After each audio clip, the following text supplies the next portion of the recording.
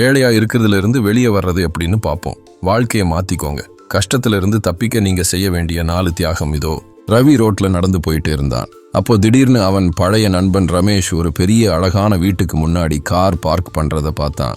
அவனுக்கு ஒரே ஆச்சரியம். ஏன்னா கொஞ்ச வருஷம் முன்னாடி ரமேஷ் ரொம்ப கஷ்டத்துல இருந்தான். சாப்பிடவே காசு இல்லாம மாசம் கடைசி வரைக்கும் ஓட்டுறதே பெரிய பாடா இருந்துச்சு. உடனே ரவி ரமேஷ் கிட்ட பேச போனான். ரமேஷ், உன்னை திரும்ப பாக்குறதுல ரொம்ப சந்தோஷம்டா. பார்க்க செம்மையா இருக்க. எப்படிடா உன் வாழ்க்கையை இவ்ளோ மாத்துன? ரமேஷ் சிரிச்சுக்கிட்டே ரவி தோள்ல தட்டுனான். அது ஒன்றும் சுலபம் இல்ல ரவி. நம்ம கடைசியா பார்க்கும்போது நான் ரொம்ப கஷ்டத்துல இருந்தேன். அந்த கஷ்டத்துல இருந்து வெளியே வர நான் சில தியாகம் பண்ண வேண்டியதா இருந்துச்சு. ஆனா அதுக்கு நல்ல பலன் கிடைச்சது. தியாகமா? என்னடா சொல்ற? ரவி ஆர்வமா கேட்டான்.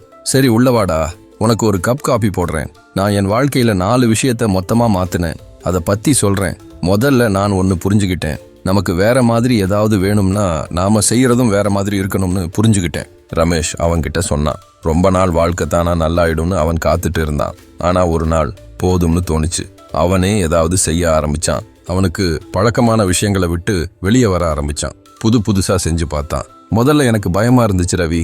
நான் நிறைய தொழில் ஆரம்பிச்சு பார்த்தேன். நிறைய தடவை தோத்து போனேன். ஆனா ஒவ்வொரு தோல்வியும் எனக்கு ஒரு பாடம் சொல்லி கொடுத்துச்சு. அந்த தோல்வி இல்லாம நான் இன்னைக்கு இந்த நிலைமையில இல்ல. முதல் தியாகம், பயப்படாம உனக்கு பழக்கமில்லாத விஷயங்களை செய்யறது. உன் நிலைமைய மாத்த வேற என்ன செஞ்ச? 2வது தியாகம், நடக்கிற கஷ்டத்துக்கு மத்தவங்கள காரணம் சொல்றத நிறுத்தினது. ரமேஷ் சொன்னான். முன்னால் அவன் தன் கஷ்டத்துக்கு நாட்ட, அரசாங்கத்தை, ஏன் அவன் குடும்பத்தை கூட குறை சொல்லிட்டே இருந்தானா. ஆனா ஒரு கட்டத்துல அவனுக்கு புரிஞ்சுது, யாரும் அவனை காப்பாத்த மாட்டாங்க. அவன்தான் அவன் தலையெழுத்த மாத்தணும்னு. ஆனா அவன் இப்படி மாறினது எல்லாருக்கும் பிடிக்கல. அவனை சுத்தி இருந்த சில பேர் அவன் கேலி பண்ணாங்க. அவன் யோசனை எல்லாம் தப்பு சொன்னாங்க. மனசை தளர வச்சாங்க. எப்ப பார்த்தாலும் குறை சொல்லிக்கிட்டே முன்னேற எதுவும் செய்யாதவங்களை விட்டு நான் விலகி இருக்க வேண்டியதா போச்சு. அது சுலபமா இல்ல. ஆனா முன்னேறணும்னு நினைக்கிற நல்ல ஆளுங்க கூட இருக்கிறது ரொம்ப முக்கியம்னு புரிஞ்சுக்கிட்டேன். 2வது தியாகம், நம்ம கஷ்டத்துக்கு மத்தவங்கள குறை சொல்றத நிறுத்திக்கிறது. ரவி கைய கட்டிக்கிட்டு யோசிச்சான். அது ரொம்ப கஷ்டமாதான்டா இருந்திருக்கும். ஆனா நீ செஞ்சது நல்லதுன்னு இப்போ தெரியுது. 3வது தியாகம் என்ன? முதல்ல நான் ரொம்ப கஷ்டப்பட்டு உழைக்க வேண்டியது இருக்கும்னு ஏத்துக்கிட்டேன். ரமேஷ் சொன்னான். அவனுக்கு பெரிய பெரிய கனவு எல்லாம் இருந்துச்சு. ஆனா முதல்ல உடனே பணம் தேவைப்பட்டுச்சு.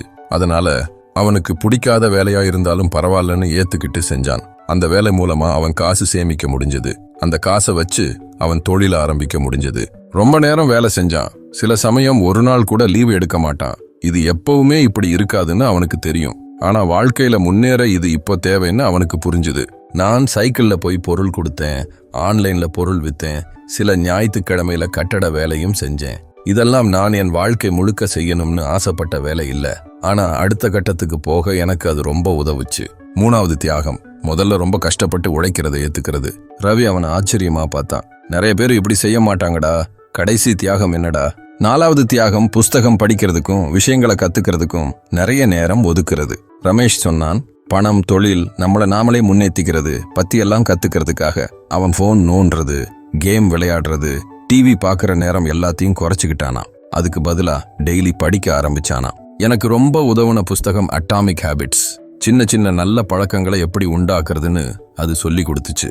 அந்த பழக்கங்களால தான் நான் கொஞ்சமா கஷ்டத்துல இருந்து வெளியே வந்தேன். படிக்கிறதுனால எனக்கு பள்ளிக்கூடத்துல யாருமே சொல்லித்தராத அறிவு கிடைச்சது. எப்படி ஜெயிக்கணும்னு வழி தெரிஞ்சது. 4வது தியாகம், தினமும் கத்துக்கிறதுக்கு நேரம் ஒதுக்குறது. ரவி தலையாட்டினா.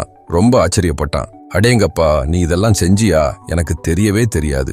இன்னைக்கு உன்னை பார்த்தப்போ நீ அதிர்ஷ்டசாலின்னு தான் நினைச்சேன். ரமேஷ் சிரிச்சான். அதிர்ஷ்டம் இல்ல ரவி, செஞ்ச தியாகம் தான் கொஞ்ச நாள்ல நல்ல பலனை கொடுத்துச்சு. நீ நிஜமாவே உன் வாழ்க்கைய மாத்தணும்னு நினைச்சா இந்த 4 வழியை ஃபாலோ பண்ணு. முக்கியமா இன்னைக்கே ஆரம்பி.